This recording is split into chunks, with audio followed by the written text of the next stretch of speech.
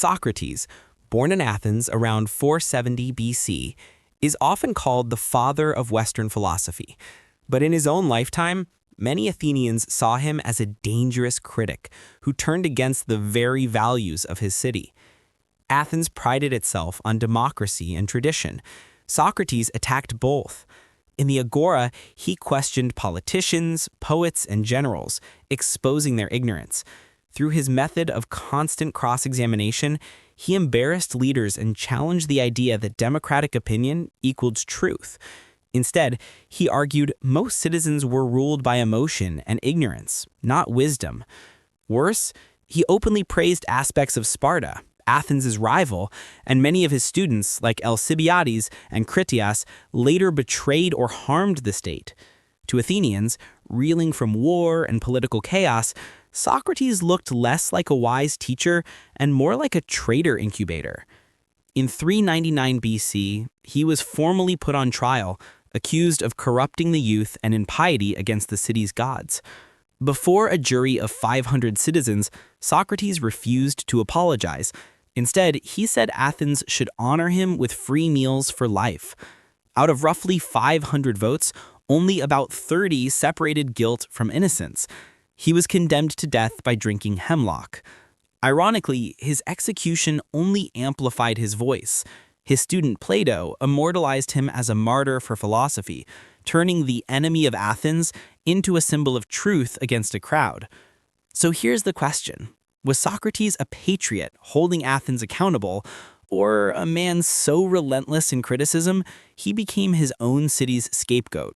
Diogenes of Sinope, born in 412 BC in Sinope, became one of history's most outrageous philosophers.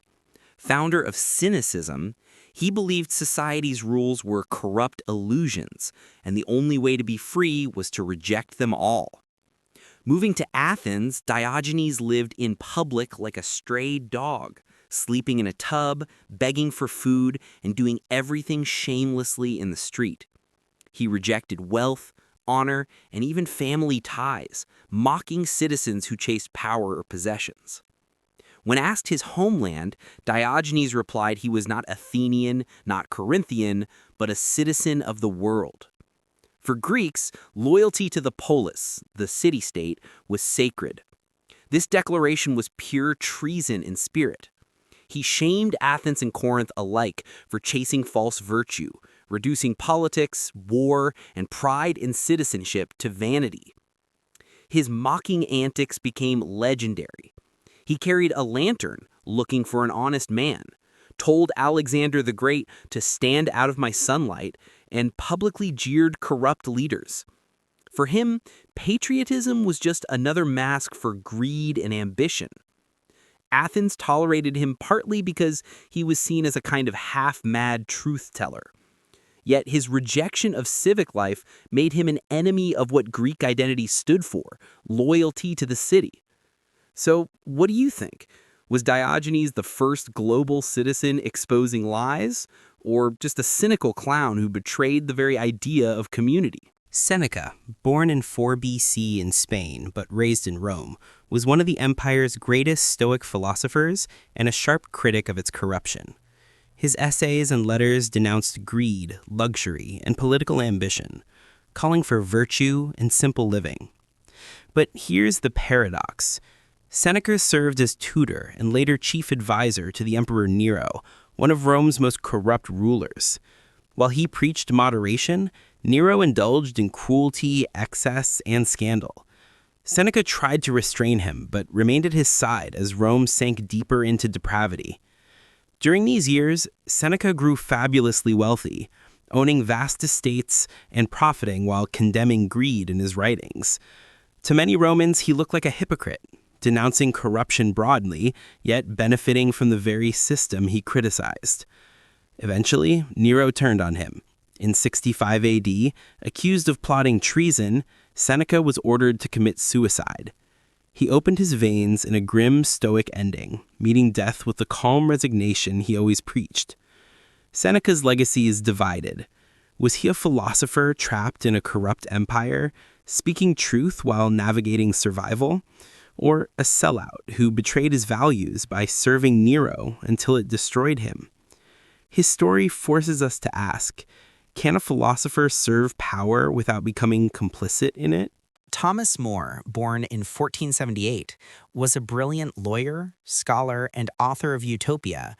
Once one of King Henry VIII's closest advisors, he rose to become Lord Chancellor of England. But in the 1530s, when Henry broke from Rome and declared himself supreme head of the Church of England, More refused to accept it. To Henry, this was treason. To More, it was conscience. He would not betray the Catholic Church or his loyalty to the Pope, even as Parliament and clergy swore allegiance to the king's supremacy. While others signed, More stayed silent. That silence cost him everything. Stripped of office, imprisoned in the Tower, and finally put on trial, he made one last defiant stand. I die the king's good servant, but God's first. In 1535, he was beheaded, executed as a traitor to his country. History split his legacy. To Catholics, he's a saint and martyr standing against corruption. To others, he was unwilling to embrace his nation's sovereignty. So was More a patriot to faith who stood for principle, or a traitor who put Rome above England at its turning point?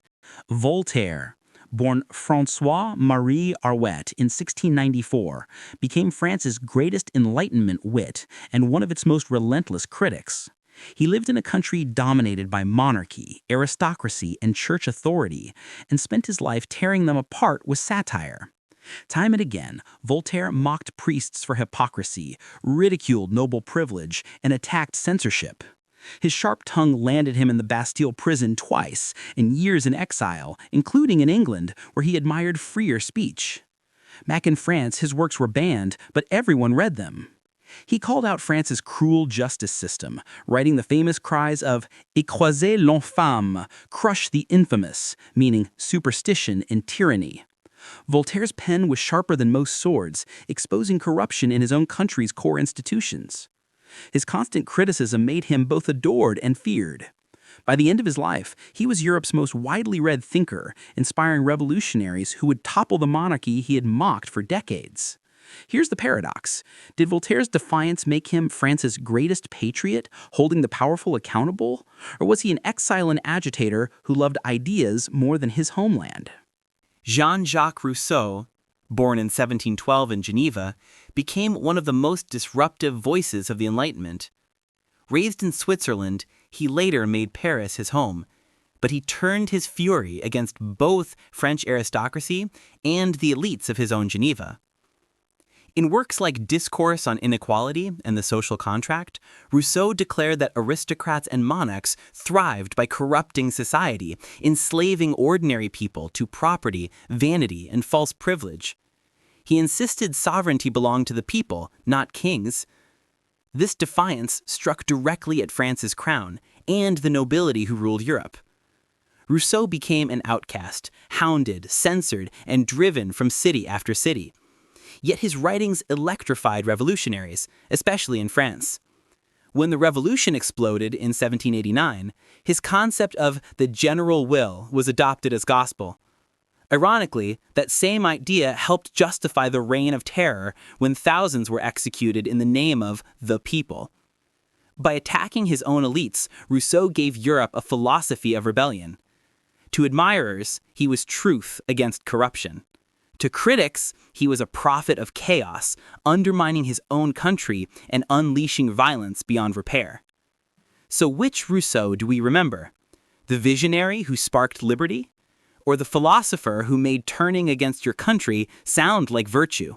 Karl Marx, born in 1818 in Trier, Germany, became the most influential revolutionary thinker of modern times, and one of the most hostile toward his own homeland. By his 20s, Marx was openly attacking Germany's monarchy, censorship system, and aristocratic institutions in fiery newspaper articles.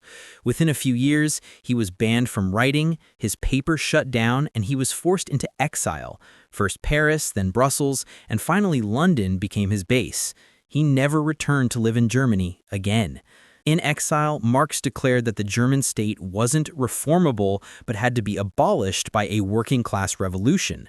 With Friedrich Engels, he co-authored the Communist Manifesto in 1848, openly calling for Germany's ruling classes to be overthrown. German authorities labeled him subversive. His writings were banned across much of Europe.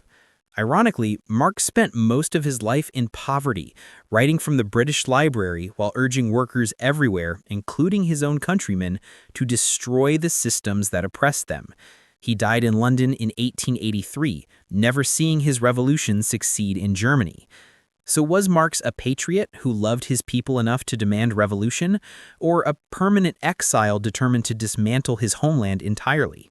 Friedrich Nietzsche, born in 1844, was one of philosophy's most explosive critics, and he turned his fire on almost every value his own country held. While Germany glorified nationalism, religion, and traditional morality, Nietzsche sneered at them all. He declared God is dead, dismissed nationalism as herd thinking, and mocked the middle-class culture of his homeland as shallow and decadent. Though a brilliant philologist, Nietzsche walked away from academia by his mid-30s, living in near poverty as a wanderer across Switzerland, France, and Italy. He never married, never held steady work again, and lived in effective self-exile, scorning the world he left behind. Nietzsche called for the rise of the Übermensch, individuals strong enough to smash traditional values, including patriotism itself. Germans later twisted his philosophies into nationalistic propaganda, but Nietzsche himself despised such thinking. His rejection of church, state, and nationalism made him an outsider at home, admired only after death. His life raises the contradiction: was Nietzsche courageously above his country's narrow values, or a bitter exile tearing down the very society that produced him?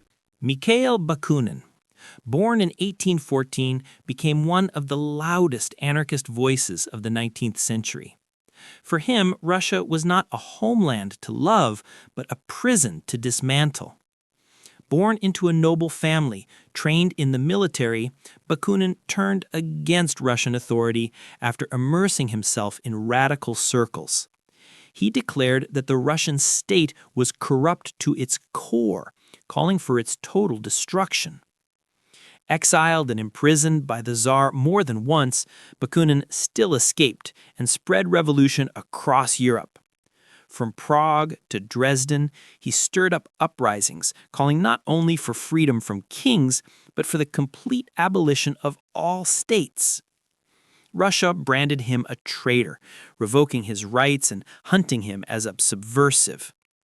Bakunin clashed even with Marx, insisting revolution could never stop at taking power, it should destroy power altogether.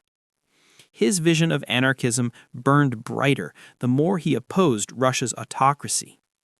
To some, Bakunin was a heroic rebel, exposing tyranny. To others, he was the ultimate traitor, a man who wanted his homeland dissolved into chaos. So what's his legacy? The visionary prophet of anarchism? Or the anarchist who hated his homeland so much he vowed to erase it? Fyodor Dostoevsky, born in 1821, is remembered as one of Russia's greatest novelists. But early in life, he nearly lost it all, condemned as a traitor against his own empire. In the 1840s, young Dostoevsky fell in with the Petrashevsky Circle, a group of intellectuals who read banned socialist works, criticized the Tsarist autocracy, and dreamed of reform. In Nicholas I's Russia, that was political dynamite. In 1849, Dostoevsky was arrested, condemned to death, and led before a firing squad. At the last moment, the Tsar pardoned him, commuting execution to hard labor in Siberia. This brush with death defined him, though he later became a conservative champion of orthodoxy and Russian nationalism. Dostoevsky's record was already set. He had been branded an enemy of his state and exiled for betraying order. His novels, Crime and Punishment, Demons, The Brothers Karamazov, echo questions about rebellion, sin, and society's corruption. So was Dostoevsky's early radicalism proof he turned against Russia? Or does his later nationalism prove he came back to serve it? His dual legacy leaves both patriot and traitor carved on the same stone. Leo Tolstoy, born in 1828, was Russia's literary giant, author of War and Peace and Anna Karenina. But in his later years, he became one of the empire's fiercest critics, turning against monarchy, church, and military alike. Tolstoy denounced the injustices of Tsarist rule, rejecting the aristocracy he was born into. He accused the Orthodox Church of corruption, excommunicated himself from its privileges, and condemned organized religion as a tool for oppression. He also scorned the army. Though a veteran of the Crimean War, he declared war itself evil and urged peasants to refuse military service. His pacifist and anarchic ideas inspired radical groups worldwide, including Gandhi's nonviolent resistance.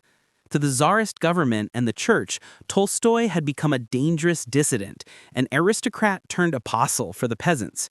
He gave away land, rejected property, and lived as simply as his followers. So did Tolstoy betray his Russia by undermining its pillars, or was he the moral conscience of a corrupt nation calling for a higher standard? That's why he remains both prophet and rebel in his homeland's memory. Martin Heidegger, born in 1889, became one of the most influential philosophers of the 20th century, and one of the most controversial. In 1933, he joined the Nazi Party and even accepted the position of rector at Freiburg University, publicly praising Hitler's awakening of the German nation. To his critics, this was outright betrayal of philosophy, bending thought to Nazi politics. But after the war and Germany's devastation, Heidegger shifted. In later writings, he condemned modern technology, nihilism, and described Germany itself as having gone astray. He distanced himself from the Nazi cause, never fully apologizing, but casting Germany as a nation lost in error. To some, this too was a kind of betrayal. First, he embraced his country's darkest path, then he disowned its fate when the blood was on the ground. Heidegger's students like Hannah Arendt debated endlessly whether he was a brilliant thinker tainted by treason to humanity or a patriot who simply misjudged politics. So is Heidegger remembered as a philosopher who stood against Germany's corrupt destiny, or the man who betrayed both his nation and his discipline by endorsing it? His legacy still splits the world. Bertrand Russell, born in 1872, was one of Britain's greatest logicians and philosophers, but also one of its loudest domestic critics. During World War I, when patriotic fever gripped Britain, Russell opposed conscription and imperial ambitions. He argued the war was a futile slaughter, benefiting elites while destroying ordinary lives. This stance branded him a traitor by many. In 1918, he was imprisoned for 6 months for anti-war activism after publicly supporting draft resistors. Russell also attacked British imperialism, exposing hypocrisy in governing colonies like India while preaching freedom at home. Later, he became a staunch advocate for nuclear disarmament, calling Britain's weapons programs immoral and reckless. For his critics, Russell's sharp pen undermined Britain in times of danger. But to supporters, he embodied the philosopher's role, loyalty to truth, not to power. His Nobel Prize for Literature in 1950 symbolized respect abroad, even as, at home, he remained controversial. So was Russell a disloyal citizen undermining his country in war, or a courageous voice proving real loyalty means challenging injustice, even one's own nation? Jean-Paul Sartre, born in 1905, made his name as France's greatest existentialist philosopher, but his role as a critic of France itself cemented his place in political firestorms. In the 1950s and 60s, Sartre became a relentless opponent of France's colonial wars, particularly in Algeria and later Vietnam. He accused his own government of brutality, torture, and betraying the universal values of liberty and equality France claimed to stand for.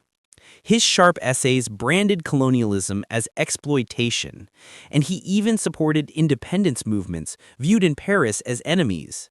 For this, Sartre faced fierce backlash. French generals burned his books in protest, and he was accused of treason against his nation. At home, he remained a divisive figure, adored by students and radicals, loathed by conservatives. Internationally, he became a symbol of intellectual courage, proof a philosopher could call out his own country's crimes. So what do we make of Sartre?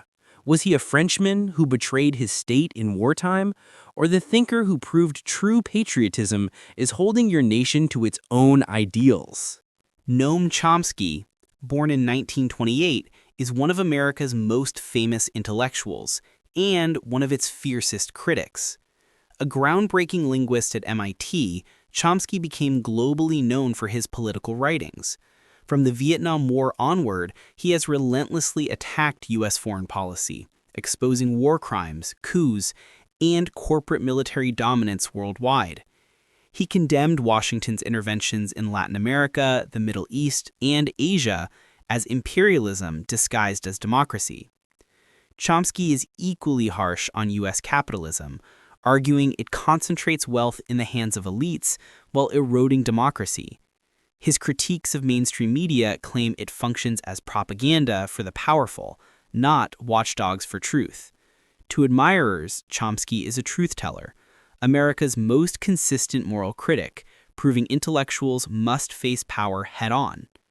To his detractors, he's unpatriotic, always siding with America's enemies and tearing down his in-country's image. Still active well into his 90s, Chomsky has become a legend for turning philosophy and linguistics into radical political critique. So in the end, should Chomsky be seen as a disloyal dissenter attacking America from within, or the conscience that forces his country to see its darkest truths?